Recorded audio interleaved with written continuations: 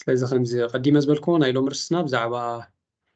ኢሞሽናል ኢንተሊጀንስ ወይ ስምዒታዊ ብልሒ ዝብል ክኸውን እዩ as we can see here ኣብዚ ከም ንሪኦ ዘለና እዚ ሚዛን ክልተ ነገራት ሒዙ ኣሎ እቲ ሓደ ልቢ እዩ እቲ ሓደ ከዓ ሓንጎል ማለት እዩ which means ብዙሕ እዋን ልቢ ምስ ምንታይ ኢና ነተኣስሮ ተሪእናዮ ምስ ስምዒታት ናትና ኢና ነተኣስሮ ኦኬ ስለዚ ስምዒታት ናትና ኣገደስቲ እዮም እቲ ኣእምሮ ናትና ከዓ ከመሓድሮም ክኽእል ኣለዎ ተዘይኮነ ብስምዒታት ጥራይ እንተደኣ ተኸይድኮንካ ከዓ ናቶም ጎናዊ ሳዕቤን ኣለዎም ስለዚ ንክልቲኡ ባላንስ ዝገብር ሚዛናዊ ዝኾነ ርድኢትን ወይ ከዓ ምሕደራን ክህልወና ክኽእል ኣለዎ ነዚ ንምጥቃስ እዩ ኢንተሊጀንስ ኮሸንት IQ ዝነበረ ድሓር ግን EQ ኢሞሽናል ኮሸንት ዝብል ከም ሓደ መምዘኒ ናይ ዓወት ወይ ከዓ መምዘኒ ናይ ሰራሕተኛታት ወይ ኣብ ምምራፅ ሰራሕተኛታት ክጥቀምሉ ጀሚሮም እዚ ኢሞሽናል ኢንተሊጀንስ ማለት ስምዒታዊ ብስለት ክንብሎ ንኽእል ወይ ከዓ ስምዒታዊ ብልሒ ማለት እዩ ስለዚ ሓፈሻዊ ኢንተሊጀንስ ክበሃል ከሎ ዝተፈላለዩ ዓይነት ኢንተሊጀንስ ኣሎ ኣብዚ ዲያግራማቲካል ከም ንሪኦ ዘለና ብዙሕ ዓይነት ገሊኡ ናይ ሙዚቃ ተውህቦ ኣለዎ ናይ ሪትም ገሊኡ ምስ ኔቸር ምስ ተፈጥሮ ዝያዳ ትዕዝብቲ ምውሳድ እዞም ኢኮሎጂስትስ ዝኾኑ ገሊኡ ምስ ናይ ቋንቋ ዝተኣሰር ቨርባል ወይ ምስ ምምዳር ዝተኣሰር ክእለት ኣለዎ ገሊኡ ምስ ምንቅስቓስ ምስ ሰርከስ ምስ ስፖርት ዝተኣሰር ክእለት ኣሎ ካልእ ቪዥዋል ምስ ብዓይኒ ዝተኣሰር ምስ ዝተፈላለዩ ቅብኣት ካልእ ነገራት ብፍላይ ዝሎም መዓልቲ ከነተክረሉ መዲብና ዘለና ግን እዞም ክልተ ነገራት ኣሎ እዚ ሓደ እዚ ኢንተርፐርሰናል ዝብል እዩ ኢንተርፐርሰናል ማለት ምስ ካልእ ሰብ ዘለካ ርክብ ከመይ እዩ ኦኬ ምስ ካልእ ሰብ ዘለካ ርክብ ከመይ እዩ ኢንተርፐርሰናል ንብሎ ኢንትራፐርሰናል ከዓ ንገዛእ ርስኻ ምፍላጥን ንስምዒታትካ ምምሕዳርን ምቁፅፃርን ዘለካ ክእለት ወይ ከዓ ምልከት ወይ ከዓ ብስለት ከዓ ኢንትራፐርሰናል ይበሃል ስለዚ ኢንተር ማለት ኣብ መንጎ ክልተ እዩ ኢንትራ ማለት ግን ውሽጢ ብዛዕባ ናትካ ምምሕዳር ማለት እዩ ካልእ ሎጂካል ወይ ከዓ ማት ዝብል ኣሎ እዞም ዝሓለፈ ዓመታት ዝያዳ ትርጉም ዝወሃቦም ዝነበረ እዚ ኢንተሊጀንስ ኮሸንት ምስ ሎጂክ ምስ ማትስ ምስ ካልእ ቨርባል ብሓፈሽም እዚ ኣብዚ ኣካዳሚ ዘተኮረ ዓይነት ምርመራታት ወይ ከዓ ቴስትስ እዩ ነይሩ ድሕር ዝመፀ ግን ኣብ ሂወት ዕዉት ንክትከውን እሱ ጥራይ ኣይኮነን ዘገድስ ኣብ ኣካዳሚ ዕዉት ስለዝኾነ ሓደ ሰብ ኣብ ሂወት ዕዉት ገብሮ ማለት ኣይኮነን እንታይ ደኣ ኢንትራፐርሰናል ኢንተርፐርሰናል ዝበሃሉ ምስ ሰባት ዘለዎ ርክብ ኮሚኒኬሽን ምስ ገዛእ ርሱ ዘለዎ ውህደት ገዛእ ርሱ ፈልጣድዩ ከመይ ስምዒታት መሓድሮም ኩሉ እዚ ነገራት ተደማሚሩ እዩ ንሓደ ሰብ ዝያዳ ዕዉት ዝገብሮ ዳርጋ ብፐርሰንቴጅ ወይ ከዓ ብሚእታዊት ክንሪኦ ከለና ከማ እቲ ዝዓበየ ክፋል ናይ ዓወት ዲተርሚናንት ወይ ከዓ ቀንዲ ወሳኒ እዚ ነገር እዚ ወይ ከዓ እዚ ረቑሒ እዚ ምዃኑ እዮም ድሓር መፂኦም ዝተፈላለዩ መፅሓፍቲ ኣለዉ ከም በዓል ናይ ዳንኤል ጎልማን ዝበሃል ሳይኮሎጂስት ወይ ከዓ ናይ ስነ ልቦና ተመራምር ብሰፊሑ ኣብዛ ዓውዲ ጠቂሱ ፀቂጡ ዝሰርሐ ሰብኣይ ኢሞሽናል ኢንተሊጀንስ ዝብል መፅሓፉን ካብኡ ዝተወስደ እዩ ማለት እዩ ስለዚ ቨሪ ፖፑላር ድሒሩ ዝመፀ ዝያዳ ኣተኩሮ ዝተዋሃበሉ ዓውዲ እዩ ብፍላይ ኣብዚ ሕጂ እዋን ከዓ ኣዝዩ ግንን ዝኸውን ዘሎ ሰብ ዳስ ዋይ ናትካ ዲግሪ ናትካ ነጥቢ ከምቲ ናይ ቀደም ብዙሕ ኣገዳሲ ይኮነን ዝበሃል ሎሚ ከም ሰራሕተኛ ንክትቁፀር ድዩ ዋላ ናትካ ስራሕ ናትገብር ኣብ ሂወት ዕዉት ዝበሃል ነገራት ንክትከውን እዚ ስኖት ማስት ወይ ከዓ ግድን ረቑሒ ኣይኮነን ምስኡ ብዝተኣሰር ብዙሕ ዋን ዝበሃል ባህላታት ኣሎ ገለ ሓቅታት ስለ ዘለዎ ንዑ ክንጠቕሶ ኩሉ ግዜ ኣብ ትምህርቲ እንታይ ኣሎ እቲ ዝለዓለ ኤ ወስድ ድሒሩ ዘሎ ቢ ወስድ ድሕሪኡ ከዓ ሲ ወስድ በብደረጃታት ተሪእና ስለዚ እቲ ኤ ብጣዕሚ ንፉዕ ዝበሃል ኣብ ኣካዳሚ እዩ እቲ ቢ ድሓኒ ንፉዕ እዩ ግን ልክዕ ከምቲ ናይ ኤ ይኮነን እቲ ሲ ከዓ እቲ ኣቨሬጅ ዝበሃል ብዙሕ ዘይኮነ ትምህርቲ ዝበሃል ሰብ እዩ እንታይ ዝበሃል ባህላታት ኣሎ the C student hires the A student or the A student works for the C student እቲ A student ወይ ከዓ እቲ A ዘምፅእ ተምሃራይ ንመን ሰርሕ ነቲ C student ነቲ C ዘምፅእ ተምሃራይ ሰርሕ but the B student works for the government ይበሃል እዚ እንታይ ንምባል እዩ እቲ C student እቲ average ዝመስል ኣብቲ ትምህርቲ ኣብቲ ኣካዳሚ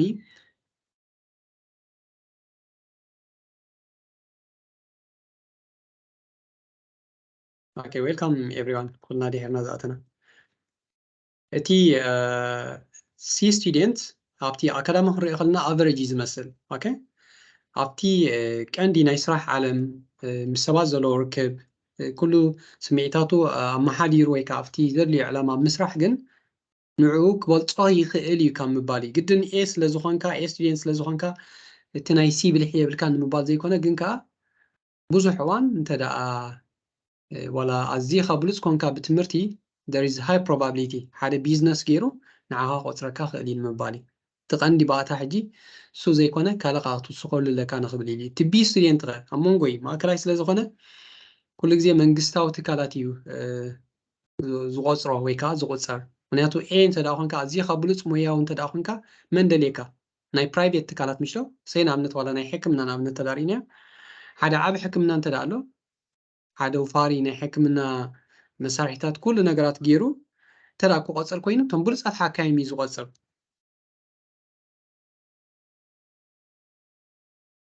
ዌልካም ፌር እቶም ብሉፃት ሓካይም እዩ ዝቆፅር እንተደኣ ካብኡ ትሕት ዝበልካ ኮንካ ግን መን ቆፅረካ ጋቨርንመንት መንግስታዊ ዋላ ብመንፅር መምህርና ከምኡ ፓብሊክ ስኩልስ እቲ ፕራይቬት ዝበሃል እቲ ብሉፅ ሰብ ደሊ ማለት እዩ ስለዚ ሓፈሻዊ ስምዒታዊ ብልሒ ክበሃል ከሎ ናትና ናይ ገዛእ ርስና ናይ ካልኦት ስምዒታት ምልላይ ምፍላጥ ሓደ ሰብ ከመይ ይስምዖ ኣሎ ንባዕልኻ እንታይ ይስማዓካ ኣሎ ምምሕዳር ንዕኡ ኦኬ ካልእ ኣብ ገዛእ ርስኻ ኣብ ርክባትናን ምስ ሰባት ዘለና ስምዒታትና ናይ ምቁፅፃር ክእለት እዚ እቲ ዝዓበየ ነገር እዩ እዚ ብዝተኣሰር ሓደ ኣዝዩ ዝትንክፈኒ ገና ስቲል ቆልዓ ከለኹ ሰማዕኮ ስቶሪ ኣሎ ኣብ ኣእምሮይ ዝመላለስ ሓደ መምህር ነይሩ ነቶም ዓበይቲ ኣሕዋተይ ዝምህሮም ዝነበረ ማለት እዩ ሕጂ ይዕልሉ ነይሮም ክሳብ ሕጂ ኣብ ርእሰይ ዘሎ ወኖ እሱ እኮ ብሉፅ መምህር እዩ ካብ ኮሌጅ መፂና ዋላ ካብ ሃይ ስኩል ካብ ላዕለዋይ ደረጃ እዩ መፂኡ ክምህር ኣዝዩ በቃ ብቕዓት ዘለዎ ብጣዕሚ ፋይን መምህር ገለብሉ ነይሮም እሶም ከ ኣበዮም ዝመሃር ዘሎ ጁኒየር ሻድሻይ ሸውዓይ ሶ ናብኡ ዘውረደሉ ምክንያት ኢሎም ክዛረቡ ከለዉ እንታይ ይብሉ ነይሮም ጠባይ የብሉን ሓራቕ እዩ ምስቶም ስታፍ ስለ ዘይሰማማዕ ዝነበረ እዩ ናብ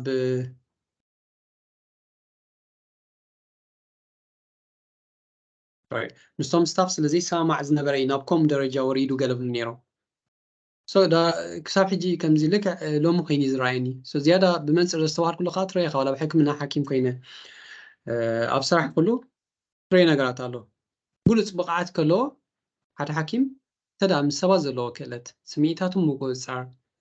ገዛእ ርሱ ኣብ ምፍላጥ ድኹም ኮይኑ ፍልጠቱ ኣየገድስን እዩ ብዙሕ ተገልጋሊ ናብኡ ኣይመፅን እዩ ብፍላይ ኣብቲ ፕራይቬት ናቶም ኢኻ ትሪኦ እሱ ውሕዳት ኣዝዮም ውሕዳት ሰባት ክርኢ ከሎ ሓደ ከዓ ኣቨሬጅ ዋላ ብፍልጠት ትሕቲ እዩ ዝመስል ግን ከዓ ፅቡቅ ምስ ሰባት ክእለት ናይ ምልከት ናይ ሶሻል ስኪልስ ዘሎ ናይ ማሕበራዊ ርክባት ክእለት ዘሎ እሱ ጥራይ ዘይኮነ ከዓ ስምዒታት ብዝግባእ ዘመሓድር ኩሉ ነገራት ክእለታት ዘለዎ እቲ ሰልፍ ኮንትሮል ዝበሃል ገዛእ ርስኻ ምቁፅፃር እዚ ኩሉ ክእለት ዝያዳ ኣብቲ ዓውዲ እንታይ ይኸውን እቲ ኣበርክትኡ ጎሊሑ ወይ ከዓ እቲ ዓወት ዝያዳ ንፀባረቕ ስለዚ እንታይ ዘድልየካ እቲ ኢሞሽናል ኢንተሊጀንስ ጥራይ ኣይሚን እቲ ኢንተሊጀንስ ኮሸንት ወይ ከዓ ኣብ ሓደ ዓውዲ ብሉፅ ምዃንካ ኣይኮነን ዘገድስ ንዕኡ ልዕልዩ ዝወፅእ ኢሞሽናል ኢንተሊጀንስ ስምዒታትካ ኣብ ምልላይ ስምዒታት ናይ ካልኦት ኣብ ምንባብ ኩሉ ነገራት እዚ ክህልወካ ክእል ኣሎ ብዙሓት ኣብ ከባቢኹም ተሪኢኹም ሰባት ወይ ከዓ ንገዛእ ርስና እንተደኣ ተመልኪትና ኣዝዮም ብሉፃት በቲ ሞዮኦም በቲ ስርሖም ከሎ ኣብ ጥቕባዮም ኣብቲ ባህሪኦም ምስ ሰባት ዘለዎም ርክባት ሰባት ስምዒታት ካብ ዘይምንባብ ብዙሕ ነገራት ዝጎድሎም ብመንፅር ከዓ ብዙሕ ኣብቲ ናቶም ፕሮግረስ ወይ ከዓ ኣብቲ ናቶም ፕሮሞሽን ናይ ስራሕ ድዩ ምዕባለ ገስጋስ ከምቲ ዝድለ ዘይከዱ ኣዝዮም ብዙሓት እዮም ስለዚ ዳስዋይ ኣገዳሲ ክፋል ናይ ዓወት ሓደ እዚ ስምዒታዊ ብልሒ ወይ ከዓ ኢሞሽናል ኢንተሊጀንስ ምህላው እዩ ስለዚ እዚ ኣብ ኩሉ ይዛቱ ኣብ ዝምድናና ኣቱ ኣብቲ ቤዚክ ኣብቲ ቀንዲ ኦኬ ኣብ ስራሕና መዓልታዊ ሂወትና ኣብ ኩሉ ነገራት እዩ ዝኣቱ ስለዚ ኣገዳሲ ዕዙዝ ዝኾነ ተራእዩ ዘለዎ ኩሉ ጥዕናና ንባዕሉ ምክንያቱ ስምዒታትካ እንተደኣ ዘይትቆፃፀር ኮንካ ናብ ኮንፍሊክት ናብ ግጭታት ክትኣቱ ዘለካ ተቑለታት ልዑል እዩ ብመንፅር ጥዕናኻ ክሕሎ ይክእልን እዩ እሱ ጥራይ ዘይኮነ ከዓ ገዛእ ርስኻ ንባዕሉ سيلف كنترول عليك دي جزار ساعات قاصر دي سمعيتات كتم حدرهم ديها إذا نجرات ذات كبر تزيك إلك سرحة زمدناتات كزيكون ولا تعناها خي ترفه يسولم هنياتون طيب حقوسكا كاب قصركا وصاي خيدا له مالتي حقوسكا هاب قصركا وصا خينو تدا بقليلو توم نيجاتيف زبال ويكا all time زون سمعيتات ناي حرقان ناي مرباش ناي كاله نجرات تر انت دا خونكا تعناها كصلو قدني مهنياتو في سايكوسوماتيك زبال كل جزء عندنا ناي أمورنا عندنا ناي أكلاتنا بتعمي سلوه ስለዚህ እዚ ከምዚ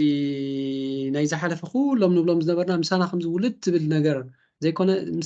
ዝያዳ ምስ ግዜ ክንኩስኩሶም ንኽእል ነገራት እዩ ንእሽተይ ክፋል ምሳና ክመፅእ ክእል እዩ ኦኬ ቶታሊ እቲ ጀነቲክ ሜክኣፕ ወይ ከዓ ናትና ተወርሶ ዋላ ሓደ ተራብሉና ኣይኮናን ንብል ዘለና እቲ ዝዓበየ ግን ብመንፅር ንሕና ዝሰራሕናዮ ኣብ ሂወት ከነማዕብሎም ክንቅይሮም ንኽእል ነገራት ስለ ዝኾኑ እሱ ይፅቡቕ ነገር ስለዚ ካብቲ ቀንዲ ኣተኩሮ ሂድና ክንሰርሓሉ ዘለና ብሂወትና እዚ ስምዒታት ናትና ምላይ ሶሻል ስኪልስ ማሕበራዊ ርክባትና ከመይ ጌርና ስምዒታት ናይ ሰባት ኣንቢብና ፅቡቅ ዝኾነ ዝምድናታት ምስ ሰባት ህልወና ሓሳባትና ንገልፅ ብዝተኻእለ ብንፁር ከምኡውን ገዛ እርስና ከመይ ንርዳእ ምክንያቱ ዝዓበየ ከምዚ ገዛ እርሱ ከመሓድር ዝኽእል ርእሱ ክቆፃፀር ዝኽእል ሰብ እዩ ልዕሊ ኩሉ ኩነታት ክወፅእ ዝኽእል ብነገራት ኣዝዩ ዘሽገር ማለት እዩ ስለዚ እዚ ክእለት እዚ ወይ ከዓ እዚ ጥበብ እዚ ካብ ቅድም ኣገዳስነቱ ዕዙዝ ኮይኑ ኣሪስቶትል ንባዕሉ ቅድሚ ለተኩረት 384 ዓመተ ምህረት ዝነበረ ብዛዕባ እዚ ክዛረብ ከሎ ዝኾነ ይኹን ሰብ ክቆጣዕ ይኽእል ኢሉ እዚ ቀሊል እዩ ክትቆጣዕ ክትሓርቕ ቀሊል ኢሉ የግዳስ ምስቲ ቁኑዕ ሰብ ኦኬ ምክንያቱ ንኣብነት ኣብ ገዛኻ ዝተባኣስካዮ እንተዳ ናብ ስራሕካ ሒዝካዮ ትኸይድ ኮንካ ኣፍሪስካ ኣሎ ዝምድናታትካ ኣብ ገዛኻ ጥራይ ኣፍሪስዎ ከይኣክል ኣብ ስራሕካ ኣፍሪስዎ ወይ ከዓ ኣብ ስራሕካ ዝፈርስካዮ እንተዳ ዝሓረካዮ እንተዳ ናብ ገዛ ሒዝካዮ ትመፅእ ኣለካ ኮንካ እዚ እንታይ እዩ ንኩሉ ነገራትካ ነቲ መዓልትካ እዩ ዘበላሽዎ ስለዚ ምስቲ ቁኑዕ ሰብ ዲኻ ተሓርቕ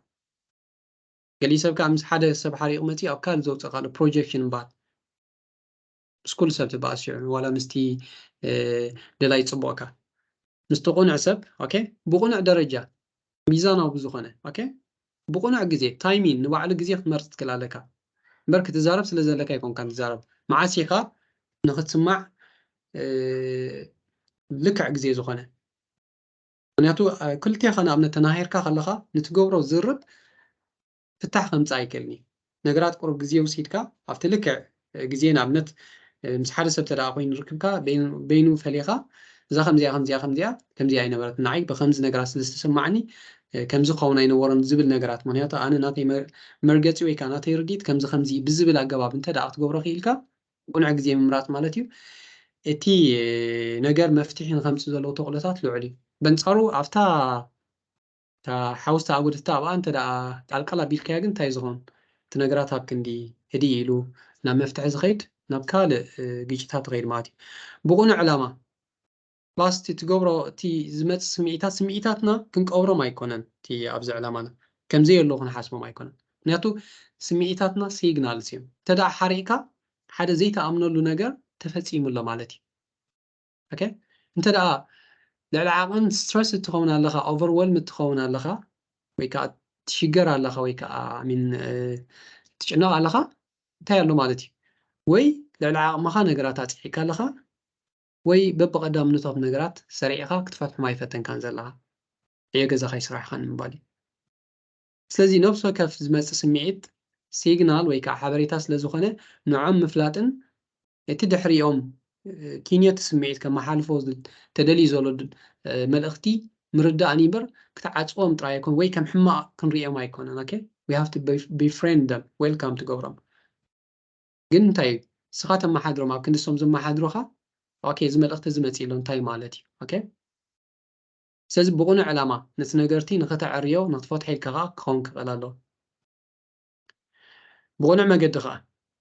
ንኣብነት ስለዝሓረቕካ ጎነፅ ዲኻ ትጥቀም ወይ ዘየድሊ ቃላት ዲኻ ትጥቀም ነው ከመይ ጌርካ እቲ ናትካ ስምዒታት ትገልፅ ስምዒታትካ ሳፕረስ ምግባር ወላ ሓደ ከምዘይጋጠምካ ድካ ዝኸፈይ ምክንያቱ ብሓደ እዋን ተኣኪቦም ክፍንጀሩ እዮም ዘይኮነን ጀስት ኣብቲ ታይምሊ ወይ ከዓ በቲ ዝግባእ ግዜ ብዝግባእ ኣገባብ ግን ኮሚኒኬት ትገብር ትክእል ኣለካ تزارب عليك أبصراحة خون أبزمدناها خون أبكل نجارات مالتي سلزي بقولنا ما جاي تاخد كنت عم خال إذا زخون السب زخولن قليل نايكونه سلزي this is an art زت بابي كم زي practice كتسألي لما مدحتت كتسألي نفس خم فلا self awareness حتت لك عمتي كله لما من نبلزلنا زون قبل من مدينة خلنا نسمو داتا تعطوا كورونا مصابنا سلزي زي أقداسنت ناي IQ and EQ زبلنا لك خمسة tip of the iceberg زبلو كم زون رأينا خلينا እቲ ብላዕሊ ዝረኣየና ነገር እንታይ እዚ ኢንተሊጀንስ ኮሽንት ዝበሃል ዘሎ ምልከት ሞያዊ ምልከት ክእለት ክኸውን ይኽእል እዩ ናይ ሓደ ሰብ ንኣብነት ኦኬ ሕጂ እቲ ባላንስ ፐርፎርማንስ ንብሎ ዘለና እቲ ክእለት ደሲሽን ሜኪንግ ውሳነታት እዩ እቲ ዝዓበየ ግን ኣብዚ እዩ ዘሎ እቲ ድራይቪንግ ፎርስ እቲ ቀንዲ ሓይሊ እዚ ኢንተሊጀንስ ኮሽንት ዝበሃል ዘሎ እዚ ሰልፍ ኣዌርነስ ገዛ ርስኻ ምፍላጥ ምልላይ ኣነ መን እየ ምባል ሞቲቬሽን عارف عندي خمزي سيلف موتيفيتد intrinsically كوش تخا حدا نقدر بعلامة كيف كاتنا إخات تجوبرم نجارات سيلف مانجمنت جزار صام محدار سوشيال سكيلز محبراوي ركباتك زعزز كإلتات empathy نخلص سواز زلكا مدنقات كني مدنقات كا تجوبر حاجز مالتي أوكي لذي إزي تزعبه driving force ويكا دراخي حيلناي زخانة عوض زخانة زمدناي عوض زخانة صراحي عوض زخانة كل ركبات من السباتي سلزي نافتي نيرو أناتوم مناتو انت دعمتينا نافت ساينس ويكاس نفلتات ناتو كل جزي أبا مرانا انت يالله زي سباينال كورد نبلا زي عندي حقا بيجي مرة مدقتات المحل الفكي دحريو ليمبيك سيستمز بحالالو زي ليمبيك برين نبلا زلنا دارقامس كلهم توم مامالس ويكا ريبتايلستم انساتات ናይ ሓባር ዘለና ክፋል ናይ ሓንጎል እዩ ኣይ ፊል ሄር እዚ ስምዒታትና ኣብዚኦም ዘሎ ኦኬ እዚ ከም ዝተረጋገፀ ነዚ እንተዳ ቁርፅ ኣቢልካ ንኣብነት ናይ ሕርቃን ቦታ ሓንቲ ስፖት ናይ ኣሚግዳላ ወይ ገለ ምንታት ተዳ ኣሎ እሳ እንተዳ ኣሊኻያ እቲ ሰብ ሰላማዊ ኹን ኣብ ሚሽሙ ተክስታይ ተገይሩ እዩ ኣብ ራትስ ኣብ መናፁ መፅናዕቲ ተገይሩ እዩ እቲ ዝተፋለየ ክፋል ናይ ሓንጎልና ንዝተፋለየ ነገራት ዝቋፀር ናይ ምዝካር ናይ ካልእ ናይ ብዙሕ ነገራት ዳስ ዋይ ሓደጋ ጋጢሞ ሰብ ገለ ክፋል ናይ ሓንጎሉ ምስተሃስየ እንታይ ዝገብር እቲ ዲሜንሽያ ኣይሚን እቲ ኣምኔዥያ ዘጋጥሙ ናይ ምርሳዕ ኦኬ ስለዚ ዝተፋለየ ክፋል ናይ ኣእምሮና ዝተፋለየ ስራሕ ናትና ይቋፀሩ ፋንክሽናል ንብሎ ማለት እዩ ስለዚ ኣብዚ ሊምቢክ ብሬን ንብሎ ዘለና እዚ ናይ ቅድም ብሬን ምስ ኩሎም እንስሳት ዘራኽበናይ ስለዚ እዚ ስምዒታት ኣብዚ ዘሎ እዚ ሊምቢክ ብሬን ዝኻ እቲ ናቱ ዕላማ እንታይ ኢልና እዩ ንዓና ካብ ሓደጋ ንኽከላኸለልና ሰርቫይቭ ንኽንገብር ንኽንቅፅል ንኽኽእለና እምበር ከም ሰባት ድሒርና ዝማዕበለ ዝመፀ ወይ ከዓ ዝተዋሃበና ንበሎ ግን እዚ ኒዮኮርቴክስ ዝበሃል ኣብዚ ፕሪፍሮንታል ኣብዚ ቅድሚት ናይ ኣእምሮና ዘሎ እዩ ኦኬ እዚ ፕሪፍሮንታል ኤርያ ዝበሃል ከም ሰባት ራሽናሊ ብወድዓዊ ገባብ ሎጂካሊ ርትዓዊ ብዝኾነ ገባብ ክንሓስብ ዝገብረና ኦኬ ንኣብነት ሊምቢክ ሲስተም ገለ ሓደጋ ከም ዘሎ ክርኤና ክእል እዩ ኣእምሮና ግን ሽዕታይ ትገብር ኦኬ እዚ ሓደጋ ናይ ብሓቂ ድዩ ዋላስ ጀስት እቲ ሊምቢክ ሲስተም እቲ ፕሪሚቲቭ ኣእምሮ እዩ ነዚ ነገር እዚ ከም ሓደ ፈታኒ ገይሩ ዝርኦ ዘሎ ስለዚ ክትሓስብ ምስ ጀመርካ ነገራት ትረጋጋእ እንተዳ እቲ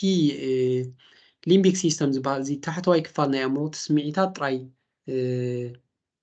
ዘለዎ እንተዳ ንኣእምሮኻ ዝያዳ እሱ ዘስርሖ ኮይኑ ዶሚናንት ኮይኑ እሱ ዓብላሊ ኮይኑ ግን እንታይ ዝገብር ማስ ገብሮ ፎግ ገብሮ ከምዚ ግመ ዝኽልክለና ብዝግባእ ከምዘይ ተሓስብ እዩ ዝገብረካ ስለዚ እቲ ፕሪፍሮንታል ኣእምሮ ናትካ ከምዘይ ይጥቀመሉ ዝገብረካ ብመንፅሩ ከዓ ናብ ምንታይ ክትወርድ ናብ እንስሳይ ክትወርድ ስለዚ እዚ ነገራት እዚ ስታሕተዋይ ብማእከላይ ዘሎ ከተግዝኦ ክትከድ ኣለካ በቲ ላዕሊ ማለት እዩ እዚ ከዓ ቀፃሊ ነብስኻ ምቁፅፃር ቀፃሊ ገዛ ርስኻ ምፍላጥ ቀፃሊ ከዓ ፕራክቲስ ትሬኒንግ ዝሓትት እዩ ልምምድ ዝሓትት ሶ ኣብዚ ሕጂ ከም ንብሎ ዘለና እዚ ፕሪፍሮንታል ራሽናል ንብሎ ዘለና ማይንድ ከም ሰባት ሰብ ዘብለና እዩ ኦኬ እኔ ስምዒት ከይድና ክንከይድ ከም ዘለና ኩሉ ግዜ ስምዒታዊ እንተደኣ ኮይና ሓደ ሰብ ብስምዒቱ ጥራይ ዝውስን ብስምዒቱ ነገራት ዘኸይተደኣ ኮይኑ ኩሉ ነገራት እዩ ዝፈርሱ ዘይኮኑ ውሳነታት ውስድ ምስ ሰባት ኣብ ግጭት ኣቱ ጥዕኑ ሕልው ኣይከውን እዩ ምክንያቱ ብስምዒቱ ተደሪኹ ናብ ዘየድሊ ወርፍታትን ባህርያትን ክኣቱ ክእል እዩ ኩሉ ነገራት ፈርሰካ ስለዚ ንኩሉ ክፋል ናይ ሂወትና ዝፀሉ ነገር እዩ ስለዚ ኢሞሽናል ማይንድ ዝተሕተዋይ ንብሎ ዘለና ቅልጡፍ እዩ በቃ ነገራት ምፅእ ምስ በለ ሓደጋ በቃ ዘርኢ እምበር ከምዚ ሓሲቡ ነው እዚ ማዕርፍ እንዶ ሓደገኛ ኣይኮነን ቀጻል ዲፌንሲቭ ኢኻ በቃ ንምክልኻል ከምዚ ኣብ ቀረባይ ታስዋይ ከምዚ ክትቃዕ ኣዚፍ ትጥቃዕ ከም ዘለካ ገለ ነገር ጋጥመካ ከም ዘሎ ሓሲብ እዩ ዘርእካ ዋላ ኣብቲ ንእሽተይ ዋላ ሓደ ብዙሕ ዘይኮነ ሓደጋ ዘይብሉ ነገራት ናቱ ስራሕ ኣለዎ ዶ የስ ኣብ ኣዝዩ ሓደገኛ ዝኾነ ነገራት ናብ ከምኡ ንኸይንኣቱ ክልክለና ንኣብነት ሓዊ ደራእኻ ክሳይ ንኸይትገብር ወይ ከዓ ዘፍርሕ ነገራት ደራእኻ ንኸይትኣቱ ሂወትካ ፕሪዘርቭ ንክትገብር ሂወትካ ንክተድሕን ይገብረካ ኪንያ ሓሊፉ ግን እቲ ሳይኮሎጂካል ፍርሒ ንብሎ ዘለና እሱ እዩ ዝሕዘካ ንኣብነት ላስት ታይም ናይ ባንጂ ጃምፒንግ ዘረኣኹም ናይ ምንጣር ካብ ላዕሊ ተኣሲርካ ከም ዘለካ ውሕስ ምዃን እንዳፈለጥካ ትፈርሕ እዚ ተእምሮኻ ዝቦ ዘሎ ፍርሒ ራሽናል ኣይኮነ ኢራሽናል ኣየማዛዝኒ ሽዑ እንተዳ እሱ ጥራይ ዝቐንየካ ኮይኑ ውሳነታት ክትውስን ኣይትኽእልን ኢኻ እንታይ ግን ትገብር ኦኬ ንዑ ተግዝኦ በእምሮኻ ትሓስብ ትጅምር ራሽናል ማይንድ ትጥቀመሉ ዝያዳ ሕጂ እንታይ ልክዕ ከምዚ ናይ ጨዋዳታት እዩ እቲ ራሽናል ማይንድ እቲ ቅድሚ ዘሎ ፕሪፍሮንታል ኣእምሮና ከም ሰባት ርትዓዊ ዝገብረና ዝያዳ ብዝተጠቐምናሉ መንፅር እንታይ ይገብር ዝያዳ እሱ ዓብላልነት ትልዎ ተዘይኮኑ ነፍሲ ወከፍ ኢሞሽን ስምዒትናትና ትሪገር ዝገበረና ዝወጋኣና እንተደኣ ግብረ መልሲ ንህብ ኮይና ከዓ እንታይ ንኸውን ብኡ ጉዛኣት ንኸውን ስለዚ ናይ ባላንስ ሕቶ እዩ ዝኸውን ቀፃሊ ልምምድ ንገብሮ ኣለና ነቲ ስለዚ ዲስኤብልስ ራሽናል ማይንድ ኩሉ ግዜ ክላውድ እዩ ዝገብሮ እንተደኣ ስምዒታት ኣለና ኮይኑ ብንፁር ክንሓስብ ኣይንኽእል ኢና ስለዚ ንወስዶም ውሳነታት ርትዓውያን ኣይኮን እዮም ኦኬ ዳዝን ሉክ ኣት ፋክትስ ነገራት ኣብ ሓቂ ዘይ ሓቂ ኣየምምን እዩ ኣየማዛዝን እዩ ሽዑ ጃምፕስ ቱ ኮንክሉዥን በቃ ናብ ውሳኔታት እዩ በቃ ተቐዳዲሙ ዝኸይድ ስለዚ እዚ እቲ ኣኒማል ሊዛርድ ብሬን ዝበሃል ኣብ ታሕቲ ዘሎ ወይ ከዓ ማንኪ ማይንድ እውን ንሓንሳብ ወይ ምዘይ ከምዚ ብሓደ ዝዓረፈ ወይ ከዓ ስቴብል ዘይኮነ ዝርጉእ ዘይኮነ ራሽናል ማይንድ በንፃወር ተርእና እንታይ ስሎወር ህዲ ኢሉ እዩ tries to help emotion mind كحجو زي زفتناتي اوكي حدقة خلق له بحق لي حدقة زي زبل نجاراتي زمسد look at the facts that's why حد زي كو نريندو ولا مانتي لو إنسان زخون قتري غير بس نجارات زي drive خينا خيدمو هي rational mind لك عم ناس لزي بلهم تغيلنا ماكيناتو كهادم كله ترجع خلق الملتات كده تغيل نافت ماكيناتو ناتو تي أمرو نايتي بقى خافتين خادم بر كل نجارات كريه أيكلني سو كم عينت نجارات زقات ما مسا بغمي انت دا كم نجار كوينو زيادة عبلا لخات emotional mind خويناتنا خا أب كل نجارات نايب زي حجزنا سلزيتي حكي عن رغبة نجارات بميزانه وجواب كن انت دا خوينات rational minds بهالوي ترت عمره كنت كم الله إنك قالنا أني ما صدقنا have this نساعته ولا من that's why بغمي يسبز بلنا زفلينا خاصي سلزي حدا تريجر ويكا كسكاس نجار متيلو تريت كم حدا عبي بك حدا جانت حاسيبو تي emotional mind تاي جبر take over جبر السوق أدامنت متسمو دحريو rational mind tries to step in but is slowed by emotion mind ولا تي rational mind ترت عاوز بها أمره متي interfere جبر تدليفت نجر كأتو لك حمز نايجمه خويني تزغل كلاتي emotional mind ويكات نايس ميد سلازي instinct متي شعف fight or flight بك حمزي هو تاتحن عينتي زخون نجرات ولا توم نورمال زخون سايكولوجيكال زخون فرحتها شعناتنا هيوتات حنو غنا نو public speaking اب نسب كابز زارب موت حشن غمزيا ويا بكمزي قالت بل لوجيكالي برتعو مرخ طريق الله كنتاي ولا حد يكونن سو انتاي زقبر زلو تي emotional mind ويكا تي زي رتعو زبال كفال نايت امرنا تليمبيك سيستم زبال سميتاتنا تراي ززور سو زيادة precedence ويكا زيادة قدامنت وابسلو زلي فدا rational mind متيجن relax تقبر تراجع كل عن زخانة وسانة كتوسن تدلي عمين تغيرها ساس general دي emotional intelligence بهالزلو أربعة كفالات كنرينا خلينا أكل تعبيت كفالات داريغا subdivision سماتي لازم بحتاو خلت مالت جزار السخاء ዝምልከት ማለት እዩ ማሕበራዊ ክእለትካ ሶሻል ስኪልስ ምክንያቱ ሰባት we are social animals ማሕበራውያን ፍጡራት ኢና ሶ ምስ ሰባት ከመይ ኢልና ንነብር ከመይ ኢልና ኢንተራክት ንገብር ምፍላጥ ዝዓበየ ጥበብ ኦኬ ስለዚ ኣቀዲምና ግን እቲ ገዛ ርስኻ ምፍላጥ ስምዒታትና ብዝግባእ ምልላይ እንታይ ኮንካ ኣለኻ ትፈልጥ ትክእል ኣለካ እንታይ ክትገብር ኣለካ ስለምንታይ እዚ ስምዒታት ዝመፅእ ብኸመይ ከተዕልዮ ትኽእል እንታይ ክብለካ ዝፍትን ዘሎ ነገራት እዚ ትፈልጦ ትክእል ኣለካ ድሕሪ ገዛ ርስኻ ምእዛን ስምዒታትካ ምስ ፈለጥካ ኦኬ ከምዚ ኮይነ ኣለኹ ወይ ከዓ ብዙሕ ሓሳብ በዚሕን ኣሎ ስለዚ ዘይከውን ነገራት ከምዚ ከም ስለ ዝገበርኩ ኣብዚኣ ዝገበርኳ ጌጋ ነይራ ስለዚ ብከምዚኣ ክዓርያ ኣለኒ ኢልካ ነቲ ስምዒታትካ ብዝግባእ ክትንብቦ ክትርድኦ ክትክእል ኣለካ ስለዚ ንስምዒታትካ ዲኻ ትዝውሮም ዋላ ንሳቶም እዮም ኣብዚ እቲ ተምፅኦ ክእለት ዝያዳ ወሳኒ ገብሮ ካልእ ማሕበራዊ ክእለት ንካልኦት ሰባት ከመይ ንርድኦም ናይ ካልኦት ሰባት ስምዒታት ነንብብ ኢና ባህሪ ተለልዶ ምክንያቱ ብመንፅር ስምዒታት ናይ ካልኦት ሰባት ባህርያት ናይ ካልኦት ሰባት ዝፈለጥና ዘለለና ሕቡዝ ዝኾነ ዝምድናታት ኣብ ሓዳርና ኣብ ናብራና ኣብ ዕርክነትና ምስ ስድራና ኣብ ስራሕና ኣብ ኩሉ ነገራት እዩ ዝኾን ምክንያቱ መዓልታዊ ሂወትና ምስ ሰባት እዩ ስለዚ ርክባትና ምዕባይ ንገብሮ ነገራት እንታይ እዩ ፅቡቅ ዝምድና ኣለና ዶ ፅቡቅ ዝምድና ምስ ሰባት ተዳ ዘይብልና ኮይኑ እንታይ እዩ ዝሕዘና ክንፈልጥ ክንክእል ኣለና ሰሎ መዓልቲ ንሪኦ እዚ ነገራት እዚ ስለዚ ኣብቲ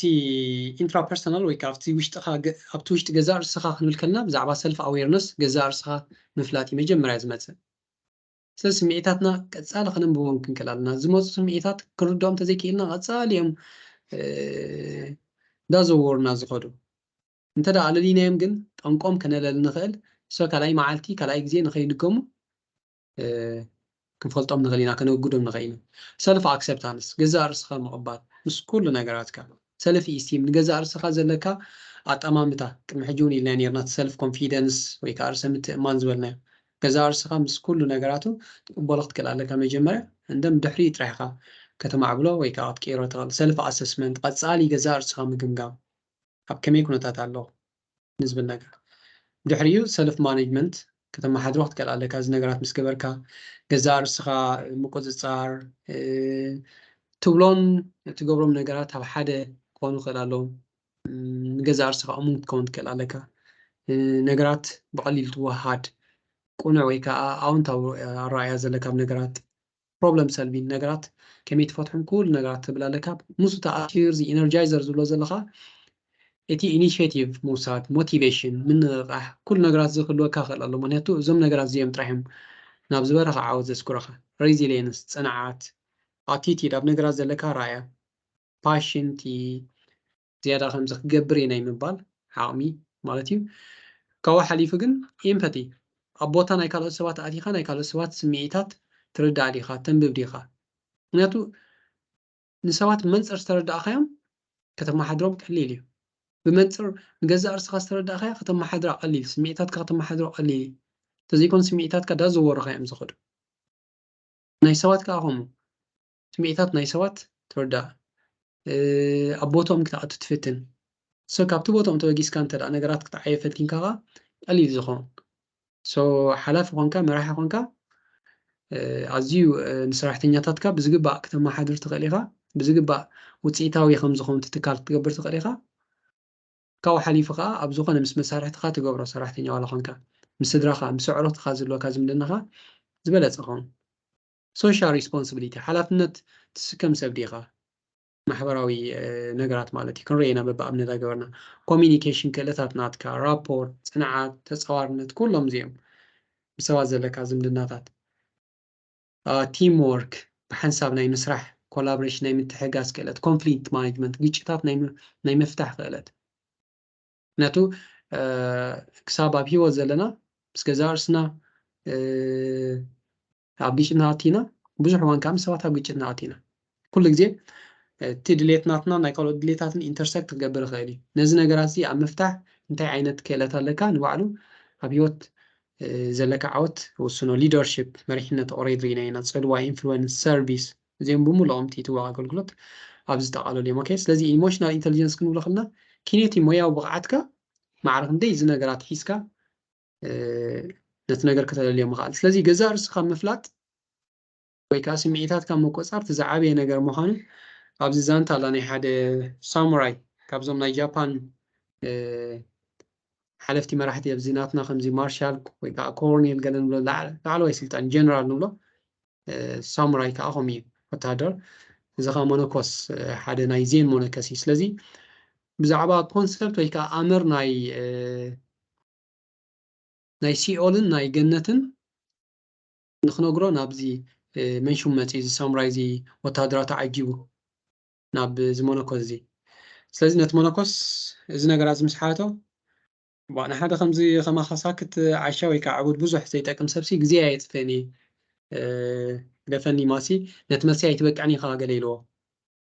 حسب انا حدا جنرال حدا فيلد مارشال ويكا ساموراي كوميل كاخت تزارب بقى كمزي ازي تقطيعو خم نريزلنا شاملو ويكا سيف مزيزو عطا زي تاكم مونوكوس نعي كمزي الكادفير كاخت تزارب سي بس سيفي جيرو ورصا كام زغلسي አይትፈልጥ እንዶ ንዓይስ ቀሊል እዩ ምስ በሎ እቲ ሞኖኮስ ግን ተራጊ እዚ እቲ ሲኦል ኢልዎ ሲኦል ማለት እዚ ኢልዎ ምክንያቱ ኣብታ ሻዕዋን ናይ መጨረሽታ ይሓሪቑ ነይሩ ምክንያቱ ምሽ ክፅረፍ ከምዚ ሰብ ቆሊሕ ኢሉ ዘይጥምቶ ጀነራል ወይ ከዓ ሳሙራይ ተፀሪፉ ዘሎ ስለዚ በቃ he was so mad crazy በቃ ከምዚ ፅሉል ይተቀይር ነይሩ በቲ ስምዒታት ናቱ ስለዚ ኣብ ትልካ ስምዒት ስለ ዝነበረ በቃ ዳርጋ ሴፍ መዚዙ እዚ ነገራት ዝገብር ምስ በለ እዚ እቲ ሲኦል ዝበሃል ኢልዎ ተራጊ ነይሩ was calm እቲ ሞኖኮስ ሽዑ ንሽዑ ነገራት ተሰዊጥዎ ናብ ልቡ ተመሊሱ እዩ ዝበሃል ዝብሎ ኣብቲ ዛንታ ኦኬ ለምዴረዩ እቲ ሻምሉ ወይ ከዓ ሴፉ ናብ ሰፈሩ ክመልሶ ከሎ ኣመስጊኑ ኦኬ ነዚ ክርኢ ስለ ዝገበርካኒ መስኪነካ ሓቂኻ ኢኻ ኢልዎ ምክንያቱ ኣዝዩ ስምዒተይ ልዕሊ ዓቐን ስለ ዝኸደ በቃ ዝገብሮ ኣይፈለጥኒ ነይረ ብውየ ዝዘወር ፀኒሐ ኢልዎ ስለዚ ነገራት ተራጊ ምስ ረኣይኻ and here is heaven ኢልዎ እቲ ገነት ከዓ ንዚ ኢልዎ ስለዚ እንታይ ማለት እዩ ገነት ይኹን ሲኦል ኣብ ኣእምሮና ክንሰርሕ ንኽእል ኢና ማዕርኹም ዶ ሓይል ኣለና ብመንፅር ስምዒታትና ዝተቆፃፀርናዮ ሂወትና ክነመሓድሮ ንኽእል ኢና ክንሕጎስ ንኽእል ኢና እንተደኣ ነብሲ ወከፍ ዝመፀ ስምዒት ዝውረና ኮይኑ ግን እንታይ ዝኸውን ዘሎ እቲ ሲኦል ዝበሃል ኣብ ርእስና ኢና ንሰርሖ ዳስ ዋይ ንዑ ተሰኪምናዮ ብዝኸድናዮ ልክዕ ከምዚ ዓብላኽ ነገር ኣብ ዝኸድናዮ እሱ ነገር ኣዳዝራና ኢና ንኸይድ ምስ ዘይ መባእስኻ ሽዑ ትበኣስ ምስ ዘይ ሓረካዮ ደቂ ተለዎ ካብ ገዛ መፂኻ በቃ ንዖም ተራግፈሎም ፕሮጀክት ትገብር ብዙሕ ዘጋጥም ቀፃሊ ካብቲ ዝዕዘቦ ነገር ከምዚ ቀፃሊ ዘሕዝነን ነገር ሲ ኣብ ስራሕ እንተዳ ገለ ኮይኑ ወይ ከዓ ምስርሑ እንተዳ ገለ ነገራት እንታይ ኮይኑ በቃ መፂኡ ገዛ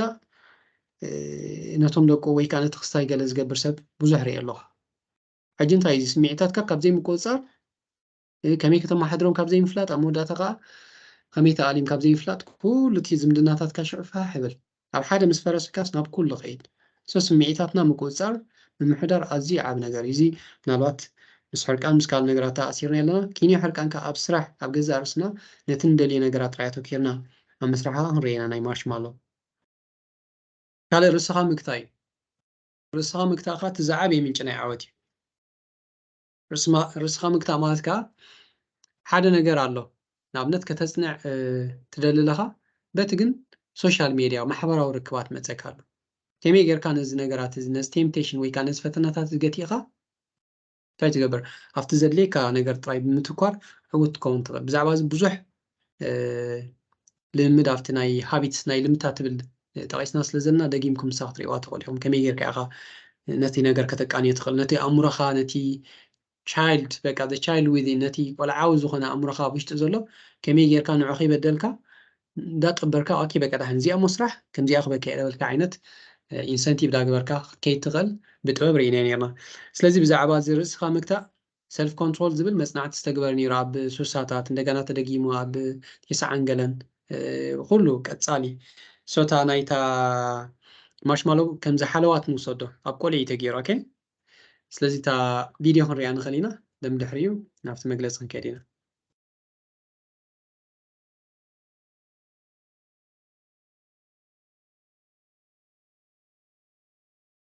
سلازي إزي psychological science أو مصنعتي ده نصرح على نجار نيو نابات نفتي نجار كيني سلازي عبزي عبد توم بريسكول زبال زمنا كيندرغارتن قلنا أبوم زجور مصنعتي إزي أجنتا يقولوا نحد ولا يتوهم مارشمالو حجي كتوهاب تقريقا يلو تي ريسيرشر يوصل انت لا تتصبيخان لايك 15 دقيقة كاليتي توهابك كيف العقية تتصنيحها حجي مارشمالو بتعمي ازي اقداسي نقول بك خبتي زبوغو نغري ابنا يقول هونكاس سي زعبي نغر عبو هونكا خال نغرات كندل نخل نخون منياتو قولع وين زعبي يخدو لي زخلكم يا حلوات ليكا قال نغر سويت نغر كاندي سو نوعو ريزيست ناي مغبار نوعو ناي كيف العقية مسنح مقصار مالت كم زعاب نجاري سوس انت داخل جبر كي بالعخية صنيحة كاليت لا تكابالو ترى بالعخية يبل كان بالعاد خليها مرجع خي بهالمالت. All right, here's the deal. Marshmallow for you. You can either wait, and I'll give you another one if you wait, or you can eat it now. When I come back, I'll give you another one. So then you'll have two. But stay in here and stay in the chair till I come back, okay? All right.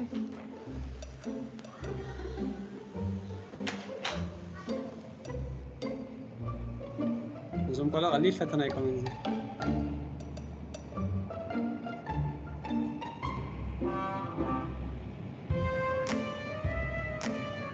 I'm gonna go do something and then I'll come back. It smells yummy.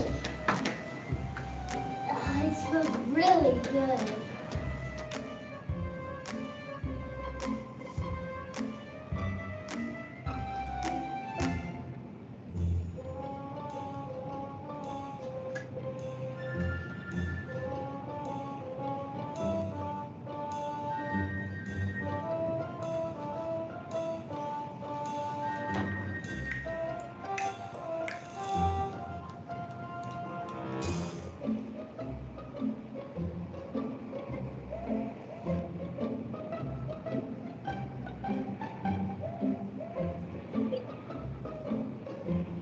All right, so it's up to you. You can have it now or you can wait.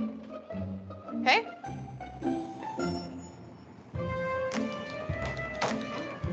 I'll be back. Stay in the chair, okay? Okay.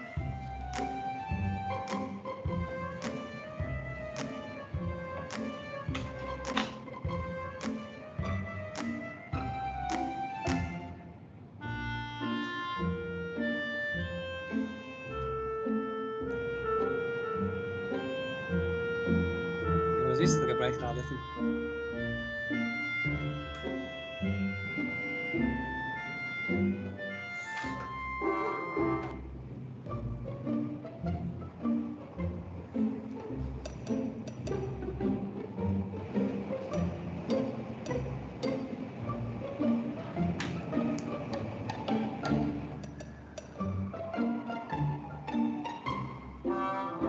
All right, so I'm gonna leave and then I'll come back, okay?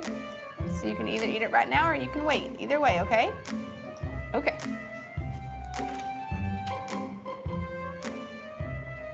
يا أخي وصلت رجعته.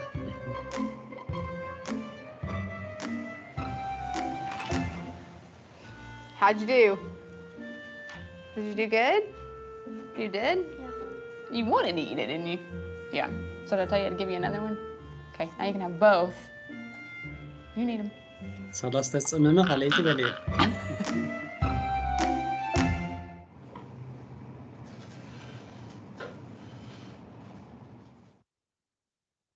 Alright. So تي استجور مصنعتي ብዙሓት ቆልዩ ነይሩ ኣብዞም ፕሪስኩል ፕሮስፔክቲቭ ስታዲ ነይሩ ድሓር ድሕሪ ገለ ዓመታት ክሳብ ን10 ዓመት ገለ ዝኣክል እዮም ተኻቲሎሞም ነቶም ኣብቲ ስታዲ ወይ ካብቲ መጽናዕቲ ዝነበሩ ቆልዑ ደንቲ ዝረኸቦ ኢንትረስቲንግ ዝነበረ ነገር እንታይ ነይሩ ቶም ክሳብ 10 ወይ 15 ደቂቃ ተጸሚሞም እታ ማርሽማሎ ዘይበልዕዋ ቆልዑ ርእሶም ገቱ ዝኽኣሉ ዋላ ኣብቲ ትምህርቶም ይኹን ኣብ ካልእ ማሕበራዊ ርክባት ስምዒታቶም ኣብ ምቁፅጻር ሓፈሻዊ ካብቲ ኩሉ መዳይ ዓወት ዝለዓለ ብልጫ ከም ዝነበሮም እዮም ደምዲሞም ኣትዩ ዋላ ብዝተፈላለየ ግዜ እቲ መጽናዕቲ ደጊሞሞ سلازم تاي مالتي بمنصرتي جزاء أرسنا عب حدا ندولي نجارات توكيرنا ويكاتهم temptations ويكاتهم فتناتات نخنا قليلنا نجبره رأسنا ناي مقطع نجار عوتاتن زي عوتاتن بهم ينفعلوا تزي كنا نعمت كل جزء من زي أستأثر حنت نجار على عوتات كاب زي عوتات زفليم نجار تي زي عوتات كجبره زي دولي نجار نعمت ديسيبلين تعم زي كهون غالي سب كزناقع خلو كفيلكا أبصح خامت كار ناتو كساير له not sacrifice not مسوات له of course كمزي are you willing to do that ግን ماسي فعليا دي خانت نجارات نختجبر يا مودات از مسح تحت شو بمنصر ز نجار استلامت كذا رس خامك تعشعو تايز مت تي هوتناتكا زقلله أب كل مدى وعاود دامز جبكات تخيت تزي كونه بمنصر نفسه كبز مت temptation ويكا فتناتات ندلات سعر كون كاجن أبيوت عاب نجار زلاق نجار كتجبر أي تقنيها نياتو بخول نجارات تاعها كمزي كتوسد غير خبتي زلو currents ويكا معابلنا هيوت سلازي زرس خامك تاعها حدا خافتي كأندي كفال نايزي emotional intelligence ويكا سمعيتها بالحن لزلناي نياتو سمعيتات كاتم دليتات كا تم حدرو مال خامالتي كالو ريسك موساد calculate زخون ريسك ويكا زخون نجار كمتسكا خلو تي نعمت ناي زخون ناي سراح عدل كمتسكا خلو ريسك توسد يخا ويكا ريسك فريحة ويكا كيت ودو فريحة يخا نجارات ندحري تبل أو لحن كم زيادة حشان سخا نجارات ميزانة وبو مخان أوكي زي نجارات زي كربحان نقلي بز ما قد تلا أخيدة كم زخون نقلي بتبللو وسانة تكون كم زلك أي زريف زخان بعلو كفالنا emotional intelligence مزست أثر أبنا زخاننا زي بيل جيتس بيل جيتس ترينا ابتناتو دحربايتا I think Harvard University نيرو زخون نتي University تمهار قينهم حدا نيشتي سوفتوير جيرهم نيشتي تسأقم نايت بيت مرتخفات فغيلة تازم عبلا سوفتوير شعو كيني نايت بيت مرتي كالات كحتا جميرا نتي تسأقم كفت حلن سلزغالة شعو ببنيشتي دارقنا بحدا بقى العلتس بيتهم عبي زخون مخسب كرخو الجميرة ويكا تبروسبكتي تقولتات عبي تكال ناي مسرات ترايو سلزي ندحان كوليج هارفارد تصبح نقول كرخوي كأني أو تتمرقوا كي تمرق أنت دعوت إما أبزي تكالزي ويكاز مسرته تكال أنت دعوت زي تعويته من واسران مسرح منيات استمرقكم الرأي كون إلو نتنقرات هاي قرفوا نتعدلات سلازي رخب كاي معدلات متقام بيل جيتس كم أبنت كون نخلي نتزرخوا بعدل متقام كوليج أقواليتي ناي سوفتوير تكال مسريتو نو دحان بقى كوليج مسود أخذ نقرات زركبول تزيكونا جن كم زيادة جيرس زياس ريسك يا حدا قال لا تا تداعي تزخم نجيرون نبات زي حجن رئيزلنا بيل جيتس هاي متفترة نيرخون the same ولا كلهم توم كالون تدارينهم أب كم دي تتعودي نتي ناتهم حلمي ويكانت ناتهم دليتات حنساب مسرائيوه نقول نقرات قريفين زختلوه سو مسوات حتى دو يا حدا قالوا ده الله سو نقرات كي جبر كاغنا بيوت ولا حدا نقدر تركواي تغني هم تدا قام نقول زلنا غاسي حدا نقدر تدا ترايكا ريسك زي بلو ويكا حدا ولا حدا كم زي مولو 100 ميتايت ويكا 100 ميتايت زبال سيفتي ويكا دحنا زبال نقريلا نتزعبي بروسبكت تاريخه تقولتها له كتبتنك تقول لك كتودو تقول يا تقولي غات ليست جن حدا سقات عملوا النقرات فتين كالخا منصر زفتن كيخا ناي معوات تقولتات كالو علي سو نزي نقرات زنه توسد كيني فرحتات كان نوت زغبرك خا زي ايموشنال انتليجنس نوزلنا نقرات ريخا توشت او نقرات كان محدار مالتي ناس زحلفون لنا نيرنا تبعت زبالو سلازي فرح زي كونه كينيتي فرحي حدا ازي اقداس زبال نقر كسرح له زبال نقر الله الى سلازي حسوا امرون كالتي زي محلال نقرون كفال ناي ايموشنال انتليجنسي مويا بقعت ويكا كلس لزلكات راي زي كونه اب نقرات ابتنا هيوت ارينا ويكا مدرخ تصالح خديب كتورد كي تحلل كخسرح مقال حدا كفال ناي زي ايموشنال انتليجنس ويكا سمعيتاوي بسلت مهلاوي نامنت ابزي كم ابنت خونا جي كي رولينا زي انت داريخ ما زا هاري بوتر تبل متحف أزياء حبيبت زغنت ما بزح كفالة استرعيت مزحفها سو صحافيت نايزي علمي تا مصحفة كنت خوينا أزيا حبيبتي عبد الحجوان بيليونير كمية جن كسب سوشيال سيكيورتي كاب منجست حاجز دات تصبيت مس قوالاديا مس ودا نبرز نبرتيا سو نتا مصحفة فلاميت مصحفة تخا بعسرت أحتمتي تنسيجا غمي حراين بالا already أفتناتا دريم أفتناتا حلم سلزا أمنت جن كي تحللت كتسالي صريحة المود داتا شعو تا مومنت ناتا مسمتت تينا تعود متحازي نورن كم درانيا أزيو بمصحفتي كسب شوعات خفال لعليه كيدا مودا تغا بفيلمتات كا أزيو خابتي بيليونز يعني بيليونز مخسب سرخولو جي كي رولين ذا هاري بوتر صحافة سبيتيا سلازي أون تاو مخان نقرات كخوني لكا مخاد حدا خافتي ملاليناي سمعتاو بسلتي سو إذا نقرات تزيبلكا معرخ ندي بقعات كالتا لكا عبيوت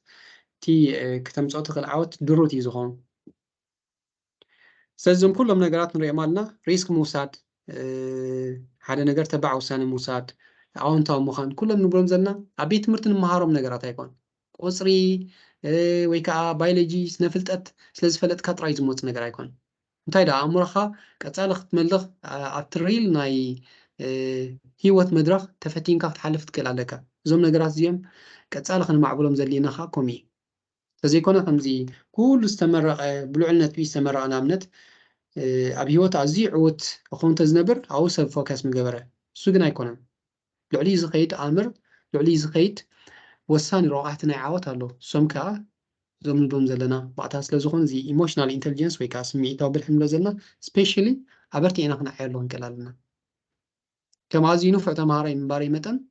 دي حيرس تسوت أنن بغاص ألخ صراحة له زنبرنا عودي تنيرو زنقرات زي إزراهو ناتو كل نقرات ريما أكاديميكالي عوت مخان تعاود كاخ موليكلني اسكت صبغي كال توسخ كفال فيرجن ناي تعاود زبال نجر جنالو سلازا أبت ساكسس فورمولا نوزلنا أفتي مراناتنا نعاود كنا توزلنا زعبي نجر تولخا إز نجرازي إن فاكت محجي بستفادة أجا برينا لنا كم عودة جن هذا عودة خمسة لوقت فلتون أصفح بينا نزارود سلز لوخ إلى ما تنسي سلوخ كي قال نبع الصاطي خميلنا لما حدر ما ستسألينا دي عاركنا صاطي so just ጸቕጥ ብባዕሉ ሓደ ትጸሎ ነገር ኣይኮነን ብዙሕ ዋን ርየ ኣብ ፈተነ ኣብ ማይምን ፈተናታት ኣብ ዝቐርበሉ እዋን ተምሃራይ ኮንካ ልዕልቲ ካልእ ግዜ እንታይ ኮንካ በቃ ብፎከስ ወይ ከዓ ብንቕሓት ትሰርሕ ተዓይ ኣበይ ፀኒሑ ሓይሊ ክብልካዮ ኣዝዩ በቃ ንጹር ዝኾነ ክላሪቲ መፀካ ሽዑ ንጹርነት ሓይሊ መፀካ ቀጻሊ ነቲ ቅድሚ ሕጂ ዘይርዳእካ ዝነበረ ነገራትን ትርድኦ ወይ ከዓ ዴድላይን ኣብ ዝቐርበሉ ወይ ከዓ ዴድላይን ማለት እቲ ናይ ገደብ ናይ ግዜ ዝተገበረሉ ፕሮጀክት ኣለካ እሞ ከዓ ቀሪቡ ሽዑ እንታይ ትገብር እታ ንእሽተይ ጸቕጢ ዩስትረስ ንብላ እታ ተድሊ ንስራሕ ተናቕሓካ ነገር ትመፅእ ምክንያቱ እሳተ ዘየለ እንታይ ኢኻ ትገብር ዋክተፅንዑን ኣይትኽእልን ኢኻ ሰራሕ ኣይትኽእልን ኢኻ ሓደ ዝደፍኣካ ነገር የለን ስለዚ ዝደፍኣካ ሓይሊ እቲ ዩስትረስ ንብሎ እዩ ኦኬ ፈተና ኣሎ ከምዚ ኣላ ወይ ከዓ ዴድላይን ኣላ ናይ ግዜ ገደብ ኣላ ክትረክባ ኣለካ ዝብል ነገራት ዳስ ዋይ ዋላ ባዕልና ንሰርሖም ነገራት ከምኡ ነገር ማይልስቶንስ ወይ ከዓ ናይ ግዜ ገደባት ዳግበርና ክንዓዮም ክንክእል ኣለና ዘይኮነ ኢንደፊኒትሊ ንመዋዕል ክነሰጋግሮም ንኽእል ኢና ብዛዕባ ውሳነታት ዝደፍኣና ነገር ክሳብ ዘይረኸብና ሶ እቲ ደፋኢ ሓይሊ ባዕልና ካዊሽና ክነምፀልና እንተደኣ ካብ ደገ ዘይመፅእ ሶ ሕማቕ ወይ ፅቡቅ ኣይኮነን ፀቕጢ ኣበየናይ ክፋል ወይ ከዓ ኣበየናይ ደረጃ ኣሎ እዩ ዝምርከስ ስለዚ ኣብዚ ዲያግራም ከም ንሪኦ ዘለና ብስእሊ እዚ if it is too little ولا حد ستريس ዘይብሉ ፀቕጢ ዘይብሉ ولا حد ነገር ተዘይኮይኑ ولا حد يتعين ካብ ህይወት inactive በቃ laid back complacent ዝብልዎ እዚ በቃ ልኡምነት ዓይነት እዩ ዝኸውን እዚ ولا حد ከምዚ ዓይነት ስቴት ደረጃ ከለኻ ዝስራሕ ስራሕ ወይ ከዓ ዝዕየ ከምዚ ቁም ነገር ዘለዎ ዓብይ ዕዮ የለና ከ አንደርሎድ እዚ ትሕቲ ሚዛን በቃ ትሕቲ ዓቕምኻ ኮይኑሎ ነገር ኦፕቲማም ስትረስ ዝኣክል ከስራሕካ ዝኽእል ዝደፍኣካ ፀቕጢ ዩስትረስ ይበሃል እኹል ዝበሃል ኣሎ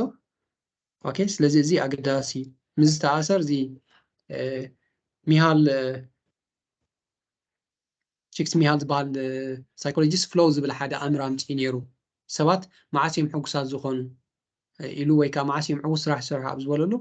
ኣብ ፍሎው ስቴት ክህልዎ ክእሎም ኣብዚ ነገራት እዚ ክመፁ ክእሎም ተዘይኮነ ኣብዚ እንተዳ ኣለኻ ናብ ቦርደም እዩ ክመፅእ ክስልችወካ እዩ ነገራት ምክንያቱ ነገራት ትሕቲ ሚዛንካ ትሕቲ ክእለትካ እዩ ኮይኑ ዘሎ ምክንያቱ ንዓኻ ዘይፍትነካ እንተዳ ኮይኑ ከዓ it doesn't give ከምዚ ጁስ የብሉን ከምዚ መቐረት የብሉን ኦኬ ኣዝዩ ልዕሊ ዓቐን እንተዳ ኮይኑ ብስራሕ ወጥሪ ብናይ ክእለት ወጥሪ ልዕሊ ሚዛን ናትካ እንተዳ ኮይኑ ከዓ ናብ ምንታይ ክመርሕ እዩ ካብ ፋቲ ካብ ድኻም ጀሚሩ ናብ ኤግዞስሽን ኣዝዩ በቃ ትደክም ኦቨርሎድ ነገራት ኩሉ ነገር ፀዓቐካ ካብኡ ሓሊፉ እንተዳ ልዕሊ ኮይኑ በርን ኣውት በቃ ትውድኻ እንታይ ናብ አንዛይቲ ፓኒክ አንገር ኩሉ ነገራትካ ስምዒታትካ ካብ ቁፅር ወፃእኹ ብቐሊሉ ተሓርቕ ትጨነቕ ትሻቐል ነገራት ገለኹም ስለዚ እዚ ነገራት እዚ እንተዳ ናብ ጫፍ ከይዱ ፅቡቅ ኣይኮነን ናብ ኣዝዩ እንተዳ ልኡም ከይዱ ከዓ ፅቡቅ ኣይኮን ምክንያቱ በዚ ቦርደም ኣሎ ምስልቻው በዚ ከዓ እቲ ኩሉ ንብሎ ዘለና እቲ ምጭናቕ ምሽቓል ገለ ዝብሎ ኣብ ማእከል ተዳ ከይድካ ግን እቲ ኦፕቲማም ዝበሃል ዘሎ ተገዳሲ እዩ ዝብጫ ዘሎ ካብኡ ንእሽተይ ሕልፍ ተይልካ እንታይ ኣሎ እቲ ድኻም ፋቲግ ዝበሃል ኤግዞሽን ስለዚ ኣብዚ ደረጃ ዝተዳ ኣለካ ክትዓርፍ ትክእል ኣለካ ሪቻርጅ ክትገብር ትክእል ኣለካ ዝኾነ ዝሰርሖ ነገራት ንርኣዮ ትሕቲ ዓቕምና ድዩ ዘሎ ዘይፍትነና ድዩ ዘሎ ዘለናይ ሂወት ንርኣዮ ንእሽተይ ዘብኣካ ሓይሊ የድልየካ ቻሌንጅ ከተምፅእ ኣለካ ቡድሆታት ተምፅእ ኣለካ ልዕሊ ዓቕምካ ድዩ ኮይኑ ኦቨርዌልም ጌርካ ዘሎ መቓቕሎ ኣብ ክንዲ ብሓንሳብ ኩሉ ነገራት ትገብሮ ትፍትን በብቑሩብ በብቲ ንዓኻ ኣዝዩ ታሕቲ ዘይኮነ ኣዝዩ ላዕሊ ዘይኮነ እዚ ሕጂ እንታይ እዩ ናይቲ ኖርማል ትፈልጦ ዳርጋ 20 ሚእታዊት ውስኽ ኣቢልካ ተዳ ጌርካዮ ንዓኻ ንእሽተይ ብድህ ዘብለካ እዩ ናይቲ ቅድሚ ሕጂ ትገብሮ ዝነበርካ ነገር 20 ሚእታዊት ውስኽ ተብለሉ ብኣቨሬጅ ክንሪኦ እንተዳ ኮይና ዘይኮነ ነብስኻ ነግረካ እዩ ኣብ ከመይ ኩነታት ኢኻ ዘለኻ ከምዚ ጌርና ከነመሓድሮ ንኽእል ኢና ስለዚ ሕማቕ ፅቡቅ ዘይኮነ ብኸመይ ስኻ ከተመሓድሮ ትኽእል ነቲ ዘሎ ወጥሪ ኦኬ ስለዚ ኣዝዩ ወጥሪ ዘይብሉ ሂወት ኣይንመነ ምክንያቱ ቦርደም እዩ ምስልቻዊ ዋላ ሓደ ስራሕ ዝፍትን ነገር ተዘየለ ሂወት ስልችወካ እንተዳ ኣዝዩ ልዕሊ ዓቕን ኮይንካ ናብ ወጥሪ ናብ ካልእ ዘይተድለየ ጭንቀትን ሕርቃን ስለ ዝወስደካ ከዓ እስኻ you'll break out ትስበር ኢኻ በቃ ነዊሕ ክትጓዓዝ ኣይትኽእልን ኢኻ ብኦም ኦፕቲማሊ እንተዳ ክንገብሮ ክኢልና ብሉዝ ባገባ ወይ ከዓ ንዓና ብዝምጥን ግን እንታይ ፅቡቅ እዩ ማለት እዩ ስለዚ ዓርክና ክንገብሮ ንኽእል ኢና ካብኡ ሓሊፍና ማሕበራዊ ክእለት ስምዒታት ናይ ሰባት ኣብ ምንባብ ስምዒታት ናይ ሰባት ኣብ ምርዳእ ክሳብ ሕጂ ምስ ገዛ ርእስና ኢና ፀኒሕና ኦኬ ከመይ ኢልና ናትና ስምዒታት ንቋፀር ካብ ሕርቃን ጀሚርና ከመይ ኢልና ነብስና ገቲእና ኣብቲ ዘድልየና ነገራት ነተኩር ከመይ ጌርና ሪስክ ወሲድና ሪስክ ዘድልየ ነገር ተኮይኑ ተባዕ ውሳነ ንውስን ከም ናይ በዓል ቢጌትስ ዝበልናዮ ከመይ ኢልና ከይተሓልልና ኣዎንታዊ ተሓስባ ሒዝና ንሰርሕ ዝብል ነገራት ኢና ክንርፀ ኢና ከመይ ጌርና ምስ ስትረስ ወይ ከዓ ምስ እቲ ወጥሪ ዝበሃል ክንተዓራርኽ ንኽእል ሚዛናዊ ዝኾነ ቦትኡ ክነትሕዞ ንኽእል ናብ ናትና ረብሓ ክንቀይሮ ንኽእል ካብኡ ሓሊፍና ከዓ ናይ ሰባት ሶሻል ስኪልስ ዘለና ክእለት እስከንርአ ምዝብ ዝተኣሰር ምናልባት ዝተተርጎመት ኣላ ሓንቲ መፅሓፍ ከተንብዋ ዘልየኩም How to win friends and influence people ትብል ዴል ካርኔጊ ዝፀሓፈ ሓንቲ ብልፅቲ መፅሓፍ ነይራ ፍቱውን ተሰማዓን ንምዃን ትብል ትርጉም ሂዋ ነይሩ እቲ ተርጓሚ ኣይ ቲንክ ኣዳፕ ዝብል ናብ ትግርኛ ተርጊማላ እዩ ኒሆ እቶም እንግሊሽ ከነንብብ ንኽእል How to win friends and influence people ናይ ዴል ካርኔጊ እቶም ትግርኛ ነንብብ ከዓ ተርጊማትልና ስለ ዘላ ኣብኡ እንታይ እቲ ምስ ሰባት ዘለካ ክእለት ማሕበራዊ ክእለት ንብሎ ዘለና ብሰፊሕ ገሊፅዎ ኣሎ ከመይ ጌርካ ኢኻ ናይ ሰባት ልቢ ትወስድ ትውንን ብዙሓት ኣዕሩኽ ተጥርብ ሂወት ግጭታት ከመይ ጌርካ ትፈትሕ ከመይ ጌርካ ልዙብ ትኸውን ብመንፅር እዚ ነገራት ዝገበርካ ኩሉ ነገራት ሂወትካ ዕዉት ኢኻ ትኸውን ምክንያቱ ምስ ሰባት ኢኻ ትነብር ማሕበራዊ ሂወት ኣብ ምስ ሰባት ኢኻ ትሰርሕ ምስ ሰባት ኢኻ ትዛምድ ኩሉ ነገራትና ምስ ሰባት ስለ ዝኾነ እዚ ስኪል እዚ እዚ ክእለት እዚ ሓደ ካብቲ ቀፃሊ ክንደፍኣሉ ዘለና ነገራት እዩ ኦኬ ምዝብ ዝተኣሰርቲ ኢምፓቲ ሓልዮት ንብሎ ዘለና ቀዳማይ ስራዕ ነገር እዩ እሱ ከዓ እንታይ እዩ ገዛእ ርእስኻ ኣብ ናይ ካልኦት ሰባት ቦታ ክተጥዎ ክትክእል ኣለካ እሱ ዘለዎ ሽግራት እሱ ዘለዎ ቻሌንጅስ ጉድሆታት ነሰብ መዓልቱ ከመይ ይመስል ነይሩ ኩሉ ነገራት ክትርድኦ ክትክእል ኣለካ እዚ ነገራት እዚ ቀዳማይ እንተዳ ክትገብሮ ክኢልካ ካልኦት ሰባት ንዓኻ ሬሲፕሮኬት ክገብሩ ክእል እዮም ክርድኡካ ክእል እዮም እንተዳ እስኻ ናይ ካልኦት ሰባት ስምዒታት ዘይትርዳእ ኣበይ ኣሎ ቤን ፀኒሑ እንታይ ገይሩ ከመይ ሂወት ሓልፋ ኣሎ ገልምታት ዘይትፈልጥ ኮንካ ግን እቲ ሰብ እውን ንዓኻ ክርዳእካ ኢሉ ተበግሶ ይወስድኒ ሓደ ካብቲ ቀንዲ ማሕበራዊ ክእለት إذا حالي زبال آرون فيورستين زبال سواي زجبر نجارات نيرو كابتي قصالي كان دا أبنت كون نازغل زي مالتي مليون ناي بزحات مليونات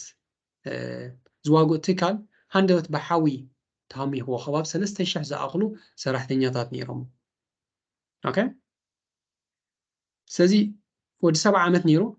قليل أيكونن ناي كندي مليونس واقع يتفرسو زلو مرجعات نيرو 7 عامات يزلو سو تنتريفن زلو جنزبو حيزو أب كند ريسك زوسد كالت ندغنا يتعوت يلو تكال سرح نورمال تنجنزو دا بلع طروتو خوت اخل نيري وي أب كال بوتا تكال كمسرت اخل نيري سواي زغن زغورو ነገር ሓደ ኣብነታዊ ነገር እዩ ሰለስተ ሺህ ዝኣክል ሰራሕተኛታት ኣለዉ ስለዚ ኪነቲ ብዛዕባ ገዛእ ነብሱ ብዛዕባ ናይ ትካል ጥራይ ምሕሳብ ብዛዕባ እቶም 3000 ሰራሕተኛታት ከመይ ገይሮም ክካየዱ ይኽእሉ እንታይ ክገብሩ ይኽእሉ ይሓሲቡ ኦኬ ስለዚ ን3000 ዝኣክል ሰራሕተኛታት ን3 ወርሒ ሙሉእ ደሞዝ ከፊሎም ሙሉእ ደሞዝ ሙሉእ ሓላፍነት ናይ ስድሮኦም ገይሩ ማለት እዩ እዚ ከባቢ ንወርሒ زي تجاجي خندي نيرو حدد ب5 مليون دولار ديو زبلو نيرو ولا 15 مليون دولار عين زبل نيرو 3000 زاكل سب سو انتي كينيتي ناي غزا ارسو انتي بزعباتهم سراحتنيا مهنياتو انتي تتكالتي ناتو تكال تراي زي كون ايتم سراحتنياتات مخفلك راي غزوم منابري دقوم سدروم ينيرو سو كينيتي ناتو صقمات كينيتي ناتو خساره بزعباز نغرات زي حاسيبو سلازم تايلو موداتا زبلا مات زتكال زي كساي كوينو سوم زراين زنبره نجر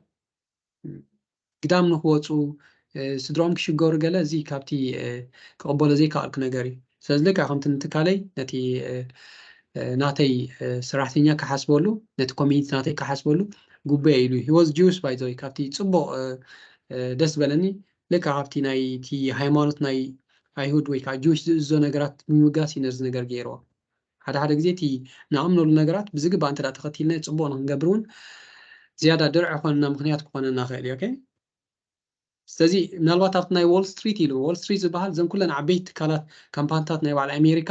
በብቲ መኽሰበን ቀዳማይ ካልኣይ ሳልሳይ ኢለን ስራዕ አለን ኣብኡ ድሕሪት ክንወፅእ ንኽእል ኢና ብዘለና ዕቤት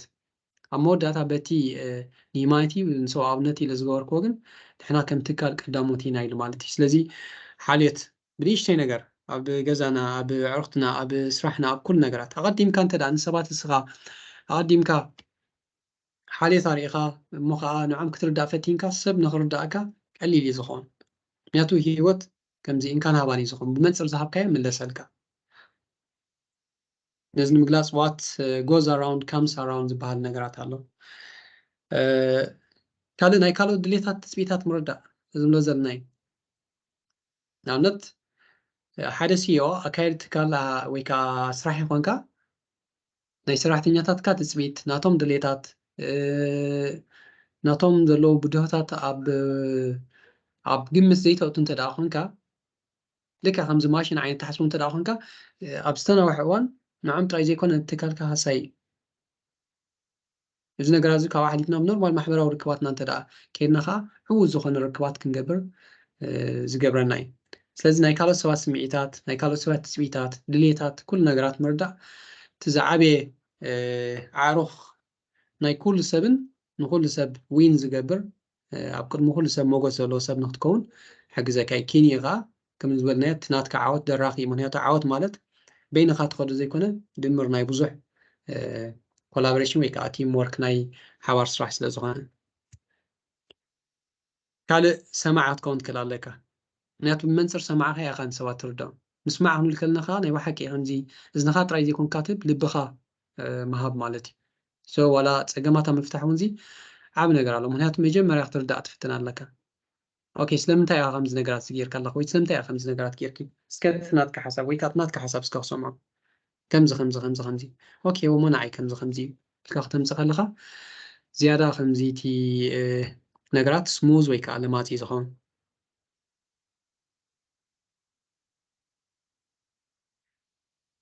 ንካልኦት ሰባት ምዕባል ኩሉ ግዜ ኣብ ካልኦት ሰባት ተሰርሕ ኣለካ ኣብ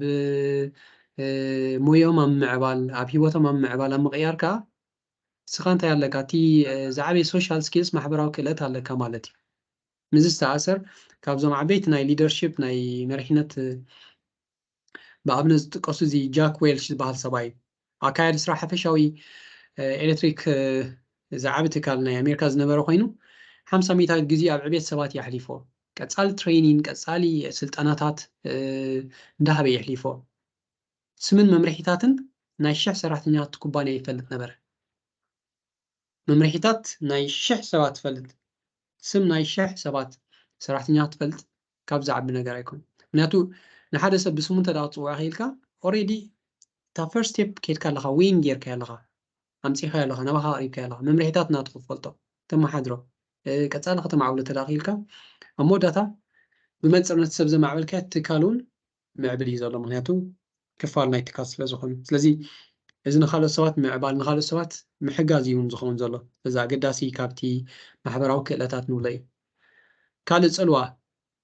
بزعبا زي قداسي صحف زي روبرت سيالدين زبال سايكولوجيست ويكا نايسنو لبونا تماراماري تحيف نيرو سلازي 6 principles of persuasion تسلوا ختحدر ويكا كتأمن شديشتا principle ويكا ممرحيتات عليه تحدى reciprocity يلو كل جزء انت داحيب كان نخملسل كازلو تغلطات بخوم عينة منصر جدا يلو سو منصر زحب كاي زملسل كان تداقينو reciprocate كبرت كلالك نقرات تدا دوليم كون كاس ساختو متكلالك ولا زي حقنا يلو فاتراكشن ولا ويكا حق سحبت ولا قال نقرات نحد تدلي نقر هابو نخلمو ستمليس مصا كاي زبلك تدا كمزي يركا جبيت كحيس كاغن اموداتا كواخي زهاد ما بسنا وحق زي سلازي سونو بعلو تناين كان هابان giving and taking عزيز عبي كفالنا منشني حقوسي نعاها أبتي بسوات زلوا كازم ناتاتون عبي أبتي بسوات قبل السوات قبرو تصلوا نبعلو commitment desire to maintain consistency in what you have already said or done أبزنا influence ويكا ناي تصلوا نجر commitment حدا سب نقالو أمون ناي مخان تعارتات سلزقبر يلو ولا تكالات بخمسة مريحين تدعى تنقرات الناس نقر كتكمال خيلا عوتات كوانا خلين نعمنت انت دا اب حادو هوتيل زهابهم تيب نيرا تبط الصراحة لهم ريزرفيشنز قولوا بسحاتتو اب كند انت دا زخون لو تتقبر كونكا ويكا زي دولي خونكا دول تبلو تدا لو تتقبر كونكا ويكا زخون قال حساب كتغير كاس تدول دو إلكا حتى خلقا نتسب أقدمك أو حدا أنفت تحوز اللغة دولنا دو بليس تلك أنت راحتيت كاي مخامل تتصبيخا أو أنت دا إلكا بقالاتي يستحز already تليفون دولا يدول أبدا حرايت فولتانيخا already نتا قالاتو يحليف كاللغة سلازي هو تدا بيكا أفتيخ ما يتسخري سو كم زعينة تكنيكس ولا بيزنس بس حيث تكملو زي كم زعينة قداي كالي سوشيال بروف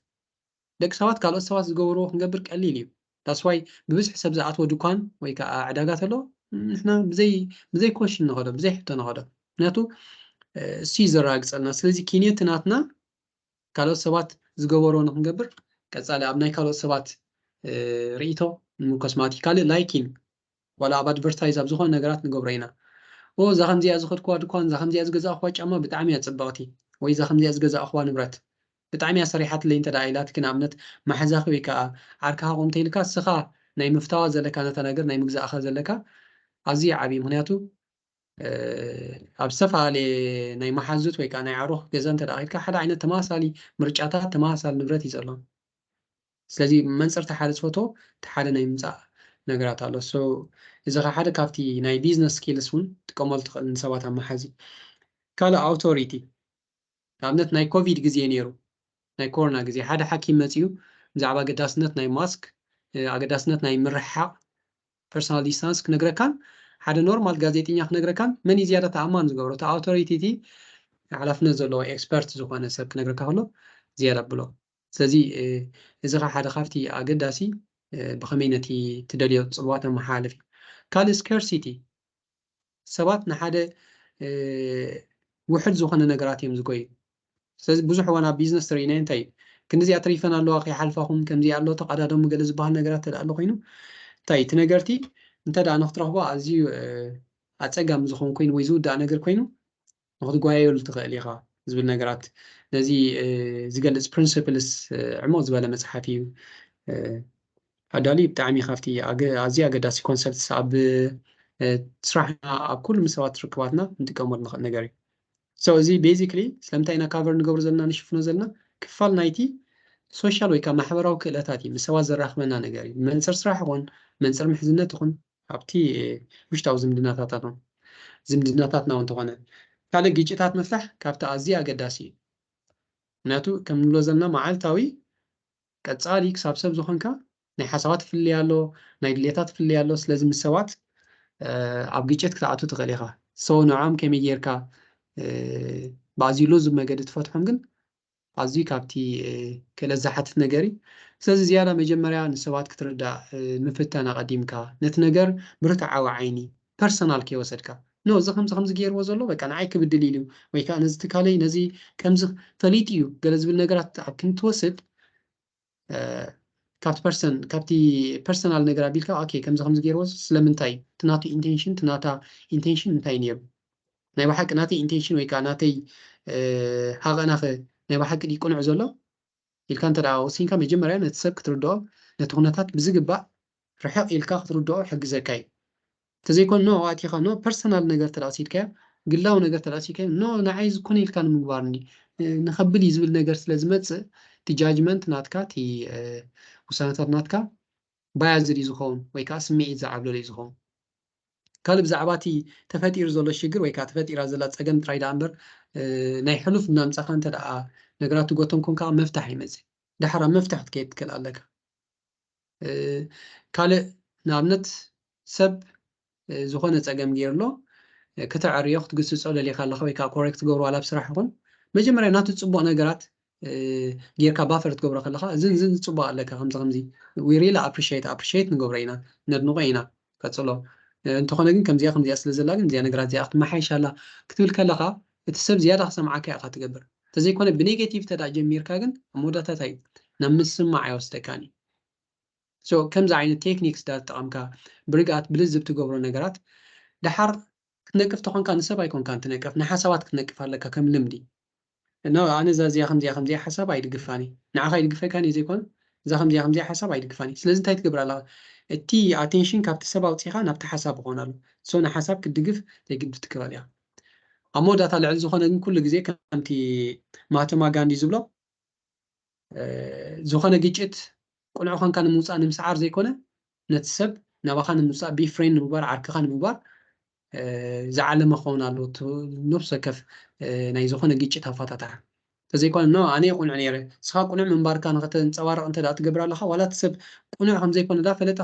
ككلا خلك قوم كاي نياتو تي ناتك علامة نوع تحت بيل كان مرأي سخا زيادة عبلان المخان سلا زخونه تعلامة جن بقى حد نجر له كتفوت حدا اللي خلاها مت نجر زيادة جن نتسب كتم تصاغت أربعة اللي خلاها دن أوتو كيكا سرحت كلا لك لازم لعلت سخا قنع كتكون مفتن نتسب وين تقبر الله خادو نتسب نباخاتهم صلى الله خادو عركات تقبر الله خادو زيادة قداس تداخين تخالت تسأقن بعلي زفتح حفت مسرح بروسس نياتون تاي كتسامع كابزي مخالي مبزحت وان شجر زمت أب جزاهم كوميونيكيت بقلصهم كابزي مزرعة بزمنها ترينا